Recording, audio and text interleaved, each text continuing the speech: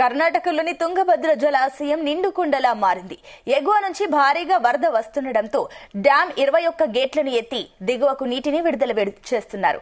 ఇక డ్యాం పూర్తి స్థాయి నీటి మట్టం 1633 అడుగులుగాను 1625 అడుగులకు చేరుకుంది. ఇక జలాశయం నుంచి గేట్ల ద్వారా దిగువనకు నీరు పారుతున్న దృశ్యం పర్యాటకులను ఆకట్టుకుంటుంది. ఇక చాలా ఏళ్ల తర్వాత ఇంతటి ప్రవాహం ఉండడంతో అధికారులు సందర్శకులకు కనువిందు చేసేలా స్పిల్వే గేట్ల వద్ద రంగురంగుల విద్యుత్ దీపాలను ఏర్పాటు చేశారు.